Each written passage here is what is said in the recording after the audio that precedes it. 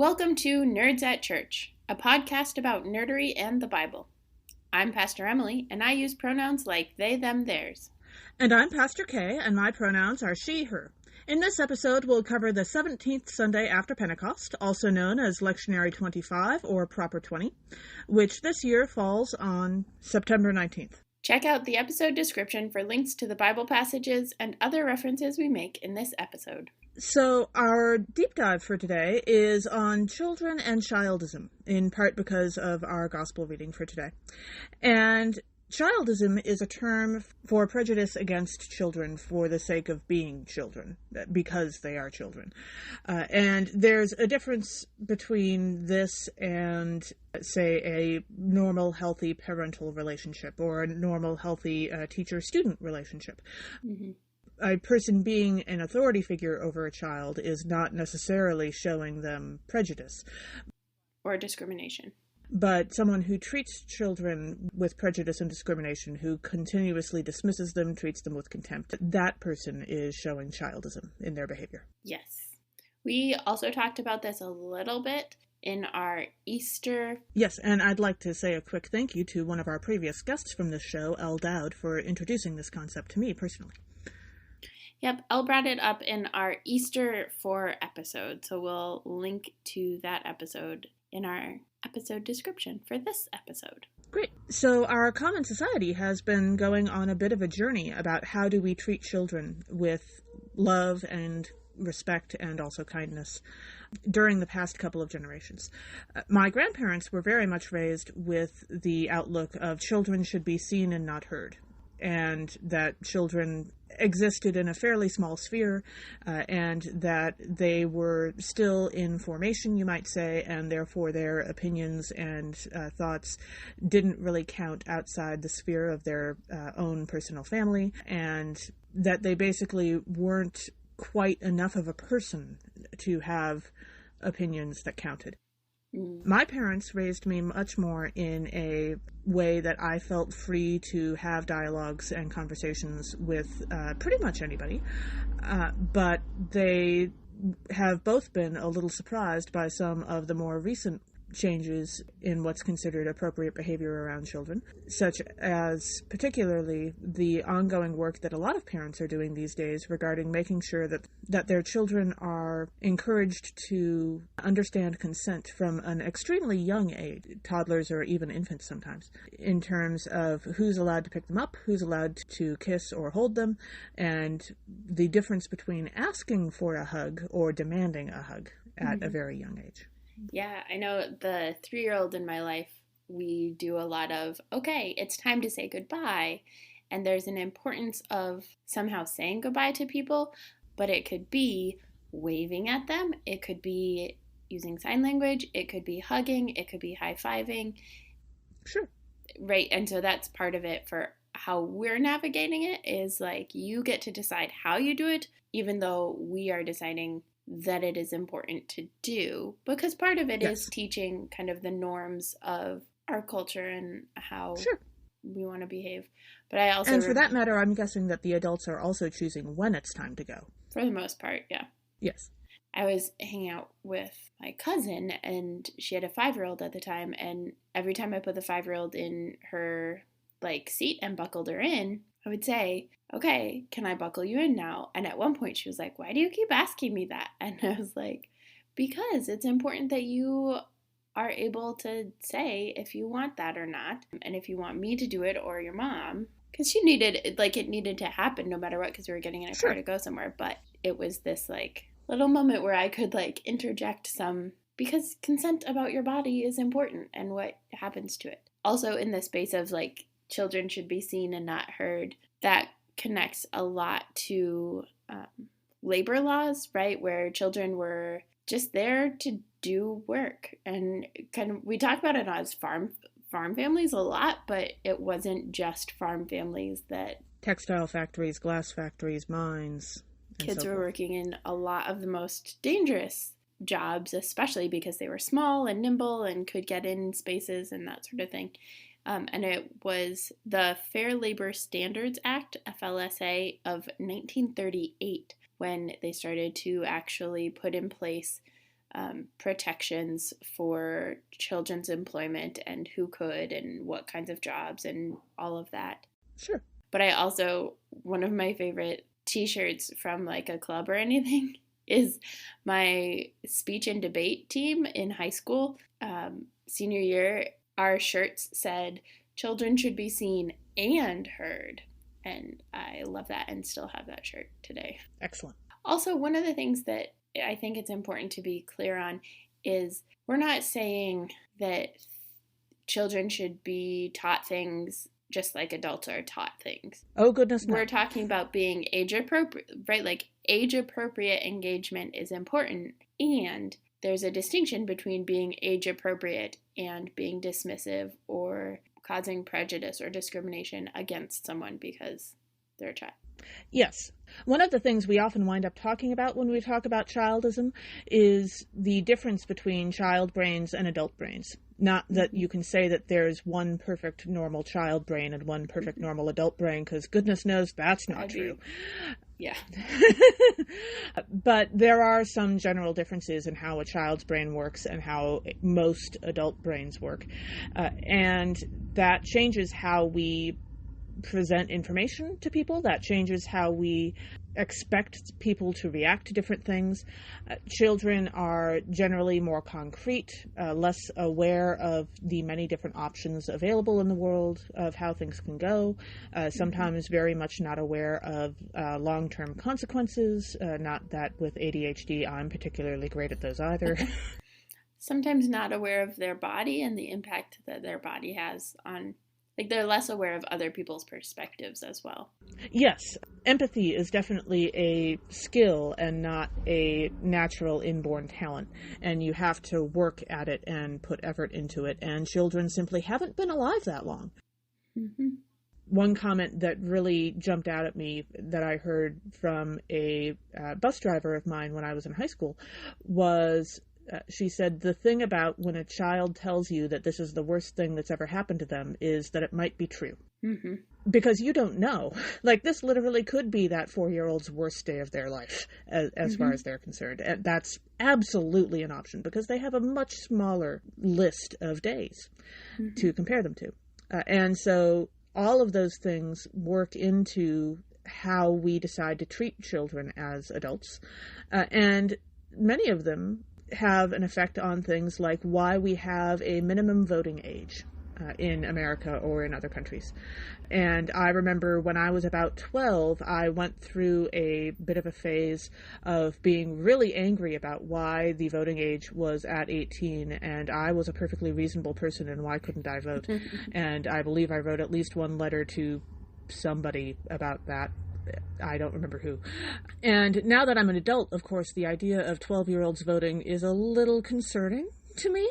I am thrilled to talk with them about politics. I am thrilled to educate them about politics or allow them to educate themselves. I am thrilled that they would take an interest and certainly, have mock votes and such so that they can get an idea for how the system works. But I'm not sure that I want 12-year-olds helping to decide, say, the state of healthcare in this country. Because, again, much smaller frame of reference. I mean, that is true, but also I'm going to push back a little bit. It kind of depends on the 12-year-old. It depends on the 12-year-old. I think there's ways in which children bring a particular perspective that we need, right? There is a clarity with which they understand and ask things because they don't do the nuance, they don't know the politicking, all of that. It's just like, why wouldn't you make sure that somebody could get to the doctor? But I think also part of childism is, and part of how childism impacts and is impacted by legal voting ages, is that people who are elected officials don't pay attention to anybody unless they can vote, right? For the most part, they're not paying attention. They're not paying attention to immigrants, and they're not paying attention to kids. And when we don't let kids engage, right? So we're not letting them vote until 18. That's after they're out of high school.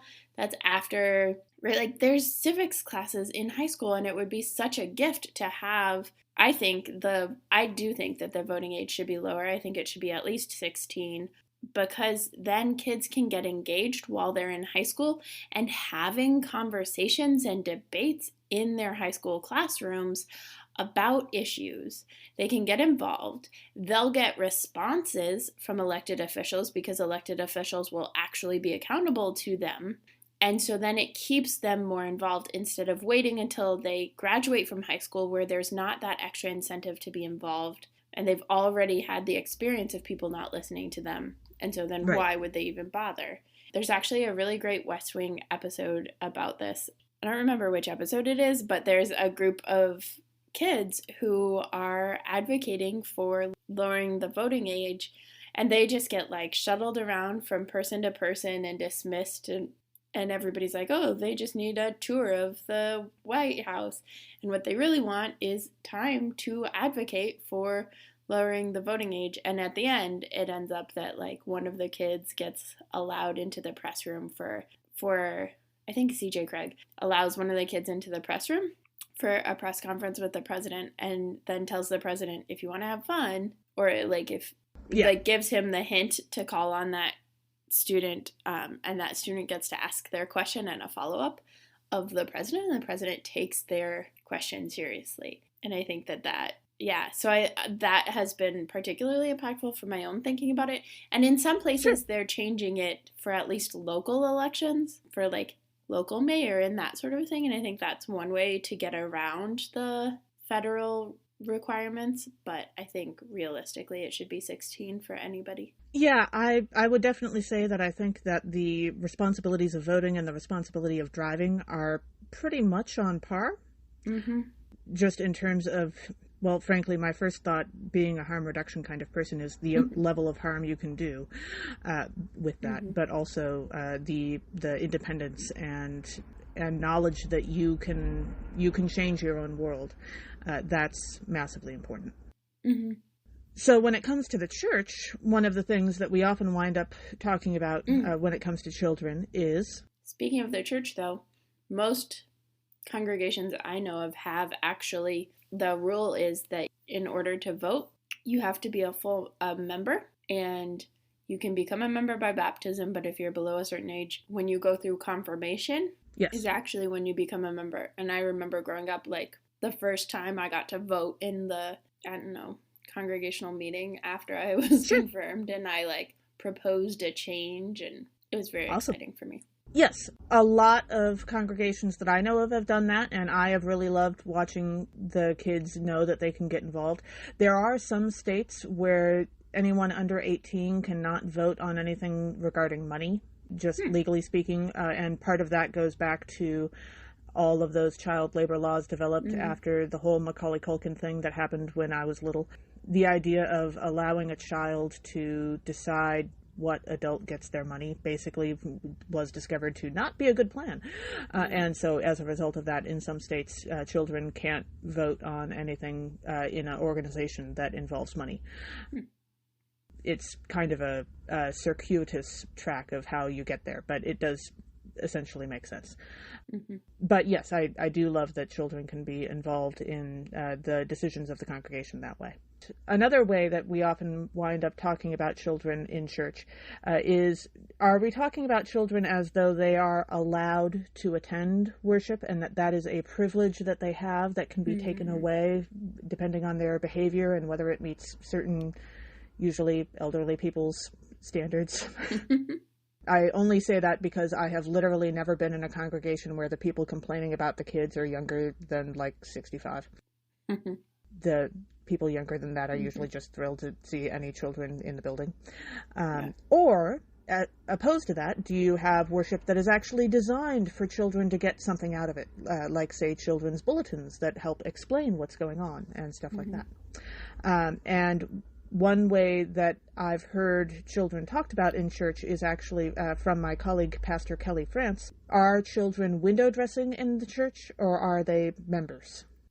Are children decorations that you have to prove that you're a good church and you're good at being church, and therefore they exist as literally decorations in your building that, you know, happen to walk and talk, and some of them can dress themselves? Or are they actual members who are involved and active and listened to and valued? Yeah, that's a particularly poignant juxtaposition. Neither of us are saying that a congregation has to do it perfectly, but there are lots of different ways to Oh, no. make, No such thing.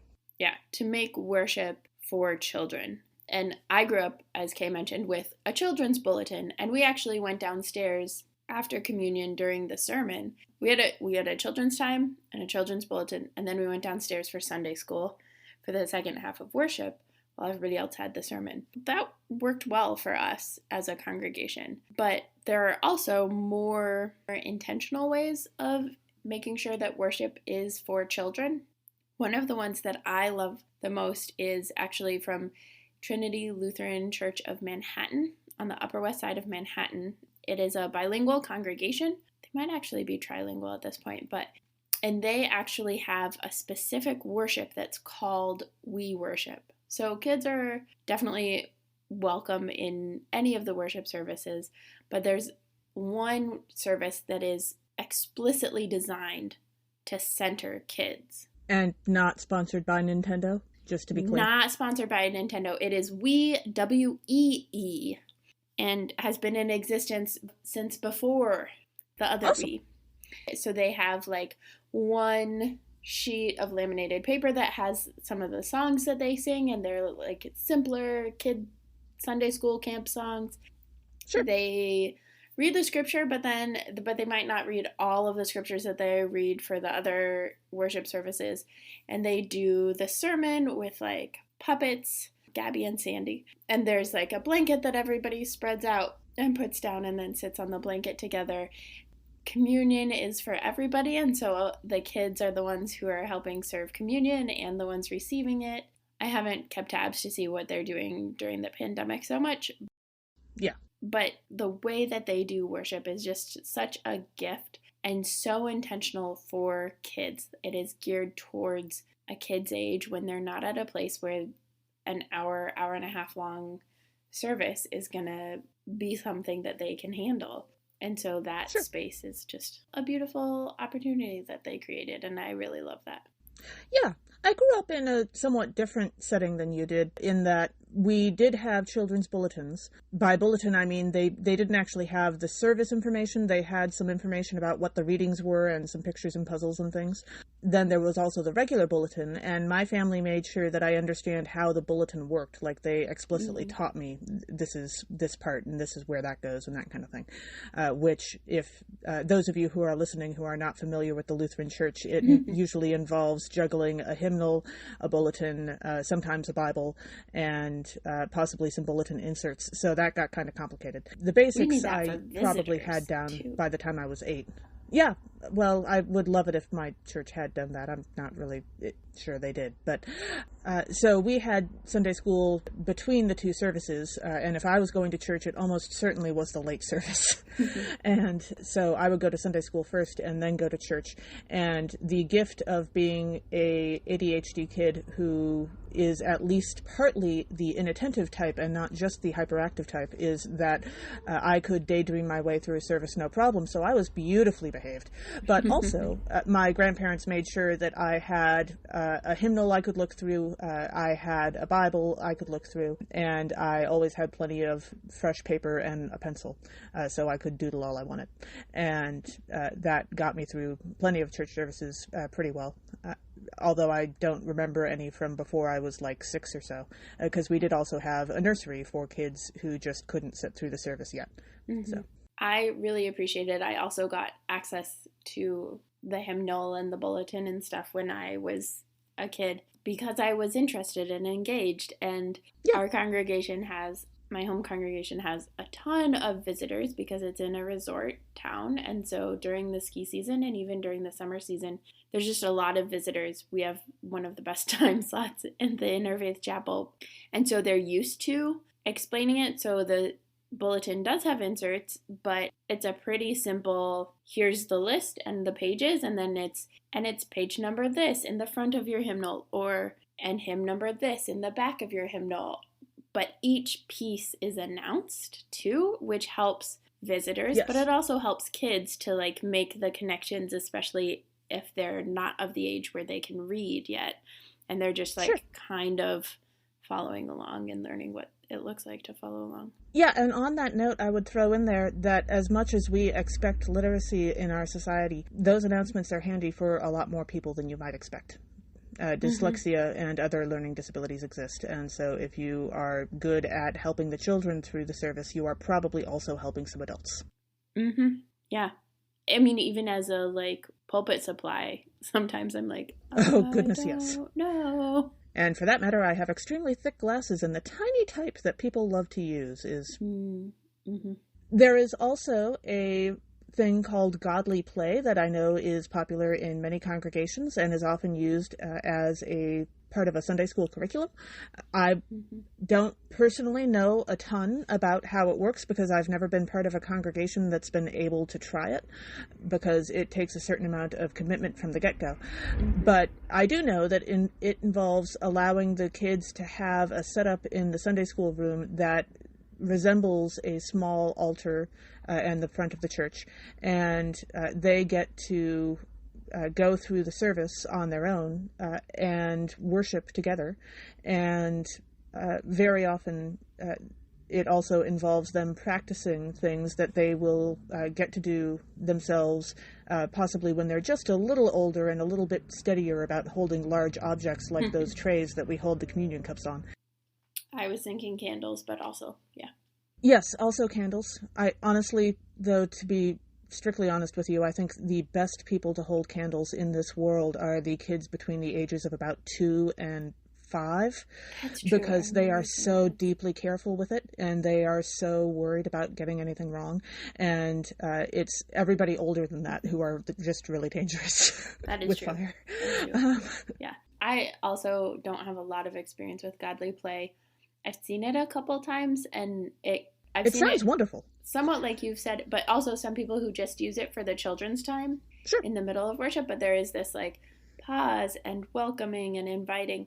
And the thing that sticks with me for godly play is there's an invitation to wonder together. So there's like telling the story, and there's different like pieces that you use to tell the story so that there's a visual thing. But also that then it's wondering together and inviting kids to participate in that part, which I think is a beautiful thing. And that's a gift of intergenerational worship for a variety of reasons, is that kids have some amazing questions and insights, and they have ways of putting things into perspective that adults would really benefit from. Yes.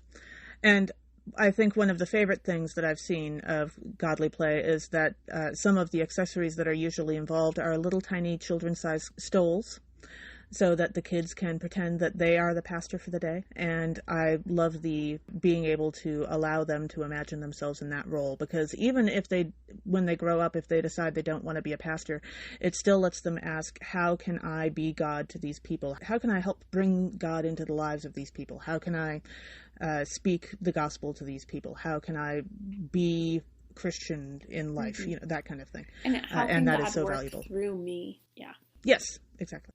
Yeah, I think that's great. I never had that opportunity, and for a long time it didn't even cross my mind that I could be a pastor, mostly because of gender stuff. But it wasn't until college that shifted, because I saw people who looked more like me as pastors. But like, I wonder what it would have been like if I had been able to try on a stole at some point. Yeah, I know that I knew that women pastors were a thing as a child, but I didn't actually meet one for quite a while, maybe high school. My church, there were other Lutheran churches in town and other churches in town we occasionally did stuff with, but that didn't mean that I went, because my parents were divorced and I also lived in another town, so yeah. Another way of incorporating kids in worship that can be really meaningful is something that's called a pray ground. There's actually a lot of different names, but the first time I heard of it as a pray ground, as opposed to I love the playground. pun. And I also love the pun. But the idea is to have a space in the sanctuary where kids can be, ideally up front. Yes, please. When it's in the back, it makes no sense, because then it really is just to like occupy kids so they don't get in the way of worship, because kids are smaller than adults. by and large. And so if you put kids in the back, they're not going to be able to see. But if you have a playground up in the front of the sanctuary, kids are more able to see what's going on and so engage more fully in that sense. There can be little tables and chairs that kids can sit at. You can have coloring supplies there so that they can color while worship is happening. If families want, like, they can all sit up in the playground area. I know some places that have rocking chairs, particularly for Sure. people who are nursing or whose babies just need lots of extra snuggles and rocking. But having them intentionally set towards the front gives the kids the space to be important in worship and to be more engaged in worship because they can see what's going on, they can hear what's going on. They don't have to duck around people's heads or legs. Yeah. I have been working for some time in my head about how you could have a playground that was in a church balcony, like take the half wall of a balcony, replace it with glass so that the kids could see, make sure there's lots of binoculars and stuff up there, make sure they can hear, and that way they're safe, they have their own space. And when I was a kid, I would have loved to be up on top over the congregation, but still be able to see everything. And that absolutely would have helped, because I have known so many congregations where the balcony is really no longer used and is just kind of abandoned. And that could give the balcony a useful life, while also not taking away space for people who, say, have mobility issues and can't make it up to the balcony to still have space to sit downstairs. But I haven't quite been able to work that out, because every time I think about that, I just keep thinking of all the things that me as a little kid would have absolutely thrown over that little half wall of glass down at the congregation.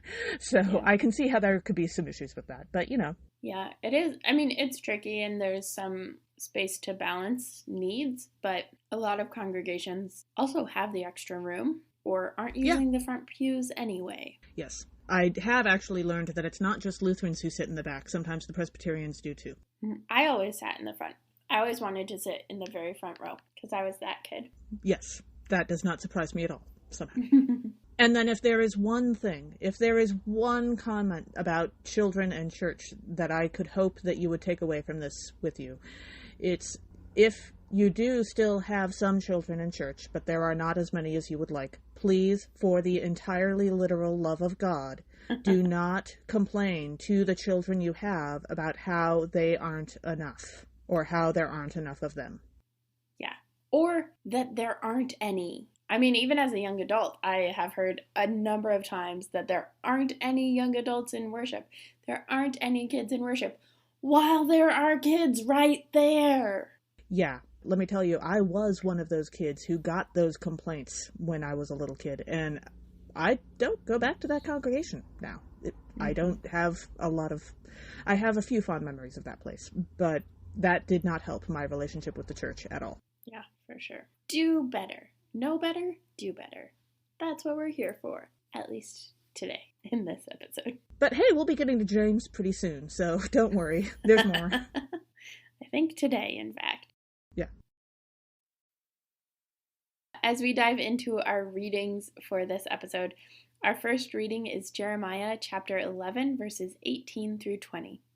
The prophet is shown by God the evils of the people who are plotting against him, and he hopes to see God's retribution against them. So one of the themes in this is betrayal. Jeremiah is being betrayed by the people in a unexpected, unanticipated way. And it reminded me of the show Sense8, which I just marathoned a couple weeks ago while I was somewhat sick. And part of it, there is one person in one of the clusters who betrays the entire cluster, which is particularly hard and painful because a cluster is people who are all linked kind of telepathically, but it's like all of their senses are linked. So they feel and think. They're their own unique people, but they can feel and think with each other and be present with each other. Sure. And so that space of to be betrayed by that person is even greater because because they're so connected that it's hard to imagine them betraying. and like being able to keep that secret because there aren't really secrets, but then also there's such an intimate connection that the betrayal feels so much more painful. Yeah. But yeah. And then in verse 19, so both Kay and I did all of our connections for verse 19, the first half of the verse and the last half of the verse, and skipped the middle It's a good half verse. of the verse. But so the first part that I connected with was the comment from the prophet, but I was like a gentle lamb led to the slaughter. And that reminded me of Laia in An Ember in the Ashes, especially at the beginning, where she was led by the resistance into the service of the commandant who had killed her mother. But it was basically being taken into the lion's den, that nobody was planning for her to live from that encounter. She did, but yeah. Well, that's how young adult novels often work. But I mean, that is true. That is true. and she really was, like, she had not been involved in the resistance at all until her brother got arrested by the commandant's mask. Yeah, I read that half of the verse, and I have to be honest, my first thought was an internet meme from last year, I guess, or I suppose the last few years, I guess I've seen it online, which is the leopards eating people's faces party, which I have seen several memes for, but the most common is, "I didn't know they were going to eat my face," said the president of the leopards eating people's faces party. And yeah, so many parallels to so many things going on in real life. Mm-hmm. Yeah, I don't think I've ever seen the meme, but that is hilarious. And very and then the second half of "Let us cut him off from the land of the living, so that his name will no longer be remembered." And this immediately brought to mind for me Terry Pratchett's Discworld series, a series of books. And in one of them, Going Postal, there is the creation of this sort of internet-ish thing, except it's very analog, not digital at all. And it's called the Clacks. And it's basically a way to communicate between towns. And it's sort of, if you took the telegraph and tried to turn that into a way that you could send not just short messages, but also whole books, and even eventually they figure out how to transmit pictures in much the same way that they used to transmit pictures over fax machines. And they don't really go into the technical part of how it works, but one of the things that happens that in the book is that the creator of the Clacks, John Deerhart, his son is murdered. And so after this happens, because he doesn't know who did it, and so he can't get justice for his son, he put a piece of code into the Clacks that was called GNU John Deerhart. And the letters at the beginning, G meant that the message must be passed on. N means not logged. You don't write down that you sent the message through. And U means that the message should be turned around at the end of the line to come back again.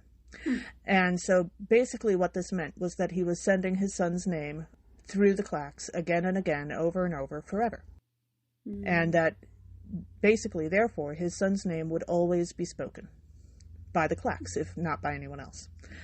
And this was because, as Terry Pratchett is famous for putting it, a man is not dead while his name is still spoken. And because of that book, since Terry Pratchett died a few years ago, and honestly for a while before his death while he was dealing with Alzheimer's, there has been an online meme of every so often someone will type GNU Terry Pratchett.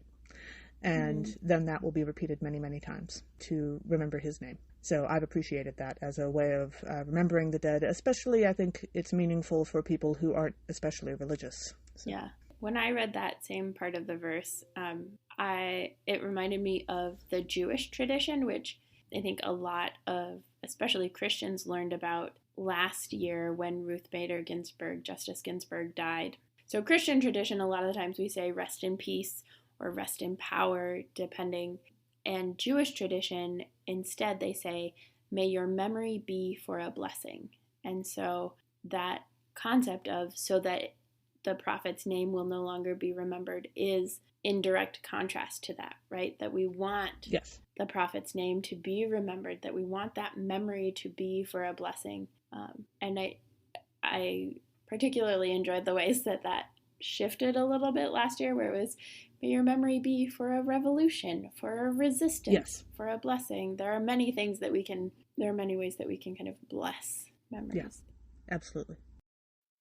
Our second reading for today is from James. We start with chapter 3, verse 13, and continue through chapter 4, verse 3, and then we read chapter 4, verses 7 through 8a.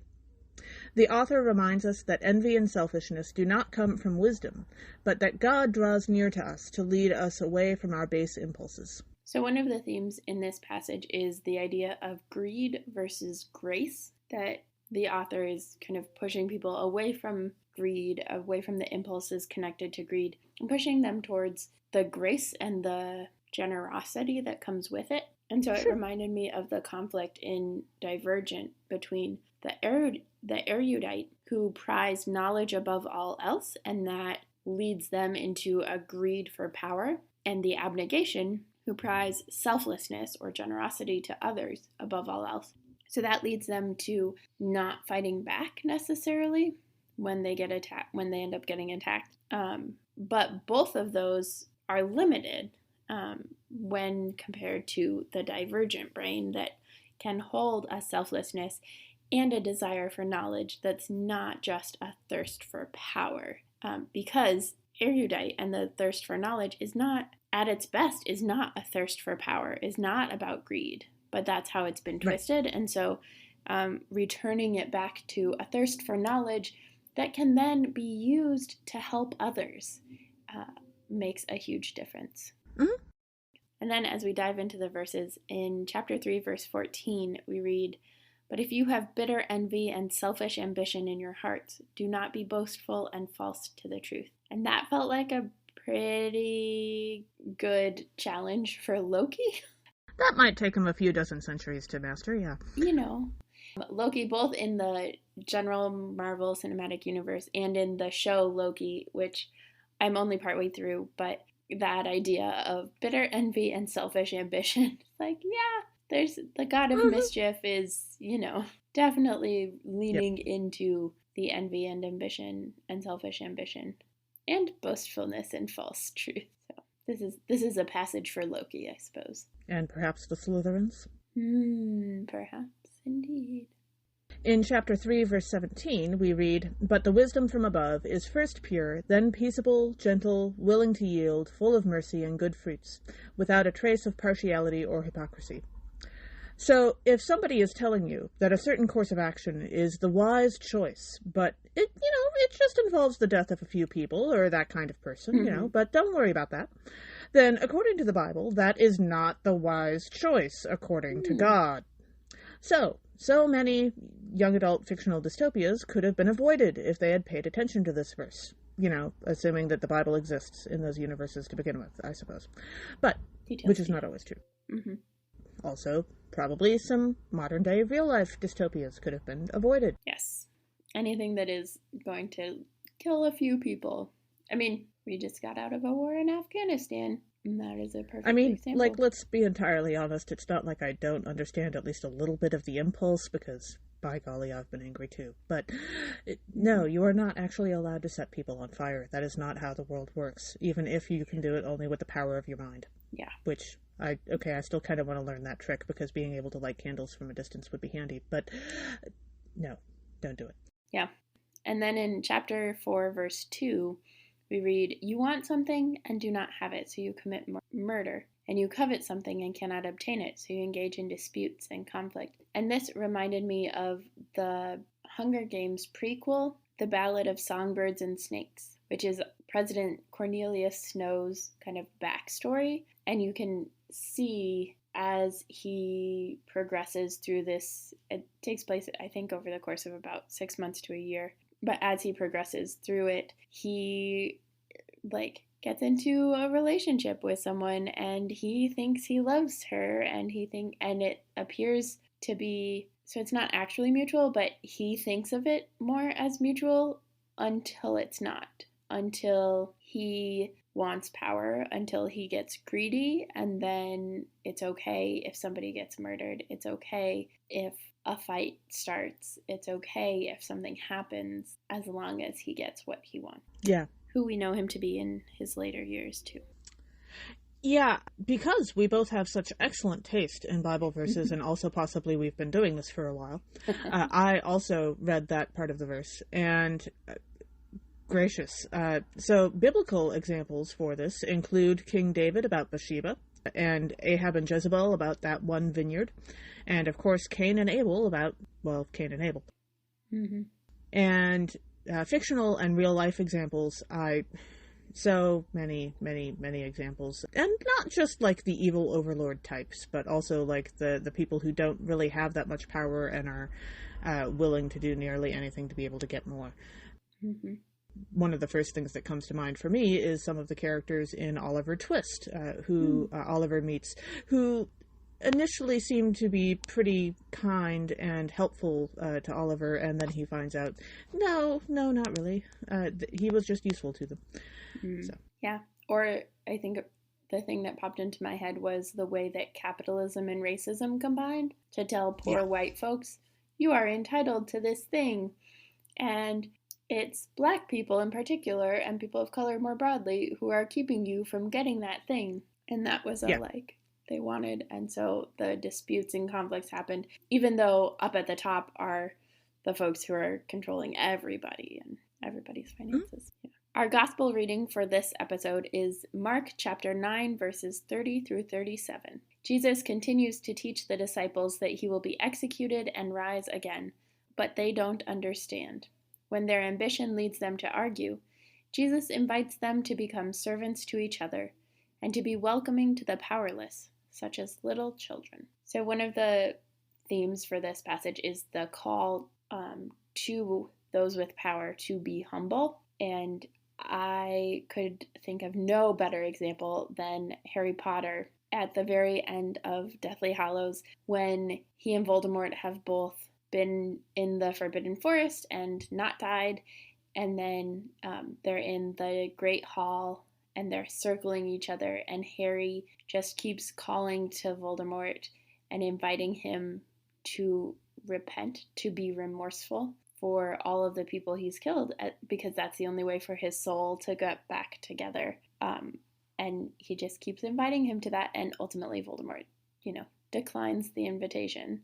But there is this is the way forward. This is the possibility that you have for life. And then it just is not the one that Voldemort chooses. Yeah.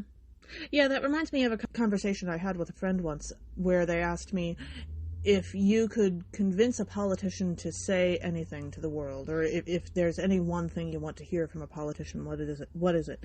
And I said, honestly, I don't want to hear more from the politicians. I want them to listen. I want them to listen to people more, and not necessarily to me, but definitely to the people that I've been listening to. And that calling power to be humble, that's part of what that is. Yeah. Mm-hmm.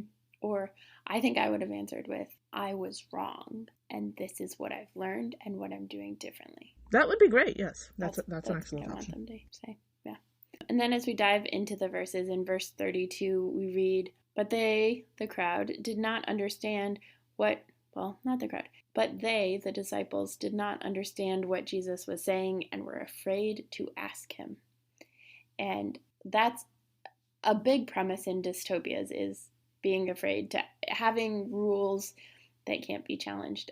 But in particular, I was thinking about the Matched trilogy, which is a young adult dystopia trilogy where societies has this algorithm and structure that matches people up with their perfect match.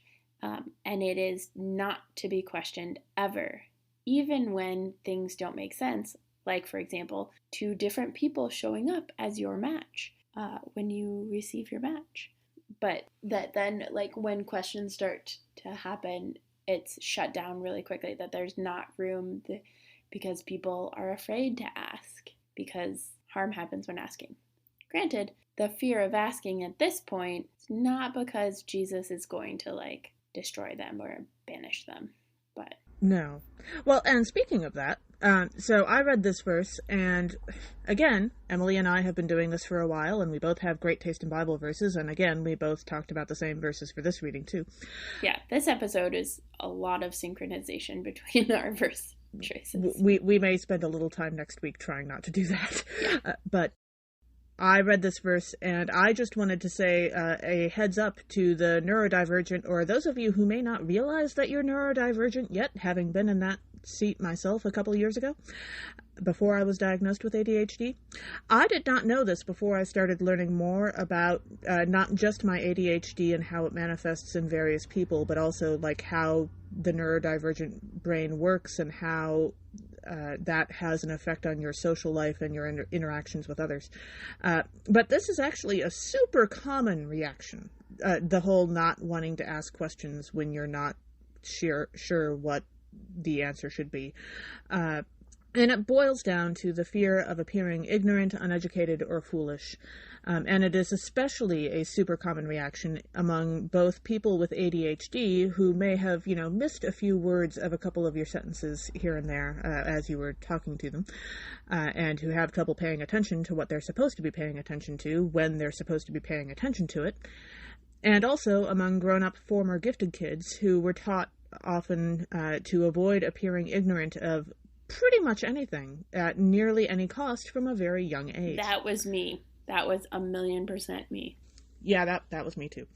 And it's not that the adults around me, for the most part, were trying to teach me that either. Like, most of them wanted me to ask questions. Most of them liked it when I asked questions. But there were still some questions that didn't feel like I was supposed to ask. And I'm just going to say that having been in this situation and not having wanted to ask the questions many, many, many, many times myself, 99.99999% of the time, I will say that just biting the bullet and asking the question is very rarely as apocalyptic as we might expect it to be. Mm-hmm. We have a tendency to build that kind of thing up in our minds, and it becomes impossible, but it's really not. Mm-hmm. And it's really likely that somebody else also has that question and is afraid to ask it. Yes, and it's also perfectly likely that the reason why you have that question is because they forgot to tell you that. Mm-hmm. I once spent 3 weeks looking for a vacuum cleaner without asking anyone where it was because I was convinced that I had just missed someone telling me where it was. And no, they had just straight up forgotten to tell me where they kept the vacuum cleaner. Mm-hmm. So just please ask, because not asking the question can very often lead you to more difficult problems. Mm-hmm. Probably even more difficult than just not being able to vacuum your floor. But for sure. That's just my own personal perfect example of, no, just ask the question. Mm-hmm. And then in verse 37, we read, Jesus says, "Whoever welcomes one such child in my name welcomes me, and whoever welcomes me welcomes not me but the one who sent me." So we talked about this a fair bit in our earlier deep dive about especially the church welcoming children, mm-hmm. but also, other people welcoming children. There's welcoming a child, and then there's truly welcoming a child. Mm-hmm. And for example, technically speaking, you could say that the Dursleys welcomed Harry Potter into their home after his parents died. Technically. Is that a good example of how to welcome a child into your home? No. Don't do that. If they want to explore the cupboard under the stairs occasionally, make sure there's no knives or poisonous spiders or something in there, and then maybe, but don't make them sleep in there. That's not how this works. Yeah, no, definitely not. I also looked at that verse, and the thing that came to mind for me was welcome a child, but not welcome children in the sense of The Handmaid's Tale, which is welcoming children at the expense of the people carrying the fetuses to term. Yeah. Different kind of welcome. So many comments. But welcome. Yes. Welcome children without, harming the people carrying the fetuses. Don't force the children to come into existence. And in a desperately hope more realistic for everyday life kind of example. Just don't welcome children at the expense of the people who come along with them. Like the number of times that I have been asked as a pastor to, oh, you have to go visit this new family. They just moved to town. They have 5 kids. We need their children. Go get them. Maybe not exactly phrased that way, but like it sounds like you're asking me to, drag the children with me and not care about what the parents want, and that's not okay. Don't do that. No. You can in fact care about all of the people in the family. Yes. And like even if like maybe they have a grandma who can be friends with you or something, just don't treat children like they're a commodity. That's yeah. People aren't things. Truth. I really should see that Mad Max movie, but yeah. Yeah, and that goes for, Handmaid's Tale and Texas. Or for that matter, the rest of the country or world or universe. Yeah. Thanks for joining us. Catch us next time when we'll discuss nerdery connections to the scripture readings for the 18th Sunday after Pentecost with our special guest, Pastor Lisa Heffernan. This podcast has been produced by us, Kay Rohloff and Emily Ewing. For more fun, check us out on Twitter and Facebook at NERDSATCHURCH or contact us at nerdsatchurch@gmail.com.